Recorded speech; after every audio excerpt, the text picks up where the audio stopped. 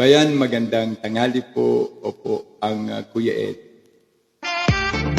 Opo, nagbabalik po ang Kuya Ed para po makapag-komento tungkol po sa sinabi ni Benny Abante na atin naman daw pong respetuhin at pagpugayan ang pagkakamatay ni Congressman Acop. Dahil meron daw po itong maganda at mahusay na programang nagawa bago siya namatay. At wag naman daw natin bastusin, no? Ang kanyang katayuan bilang namayapa na congressman. Palakpakan. Ang tanong bayan ganito. Nung siya ba ay nabubuhay, meron siyang nagawang magandang programa? Meron po ba siyang ipinagtibay tungkol sa kung ano ang katotohanan at korupsyon? Di ba po siya ay involved sa sinasabi nating Quadcom na siyang nagpahirap, nanikil at nanakal sa karapatan pantao? Di po ba? Ang Quadcom. Ngayon po ay gusto nilang papalabasin na dapat nating pagpugayan at respeto ang kanyang kamatayan. Ang putang ina niya? Ganun ba yun?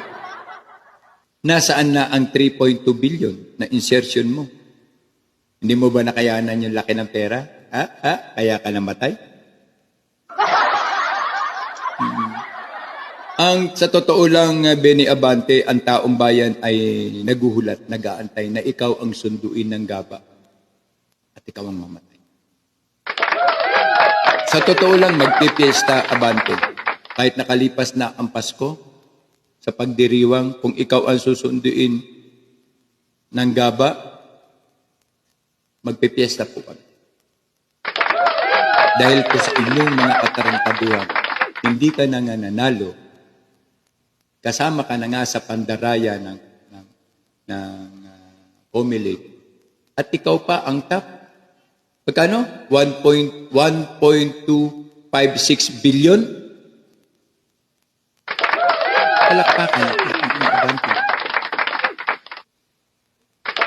Ngayon, papaniwalain mo kami na dapat ay irespeto ang pagkamatay ni Acop na pareho kayong kaliskis? Kaliskis buhaya? Magdiriwang kami kapag kayo ang sinundo. Dahil sa pag-aakala ninyo, kaya niyong lokohin, utuin at paikutin ang taong bayan. Hindi ninyo alam na ang taong bayan ay terminal na gano'n. Nanonood lang sa inyo 24/7. At ito lang ang pakiusap namin sa gaba. Dakilang gaba, pakikuha mo na ang mga taong gumagawa ng yawa, lalo na sa Congress. Ang palakpak, karino, ay maganap ito. Bilang amin pong pagpapasalamat sa katarantaduan na inyong ipinakita at ginawa sa mamamayan. Muli po ang Kuya Ed TV po ay nagpapasalamat bayan. Maraming salamat. Merry Christmas at manigong bagong taon po sa inyo. Itakwil po natin ang mga mapagkunwaring uri ng pagsiservisyo ng mga gagong politiko. Ang Kuya Ed TV po, marami po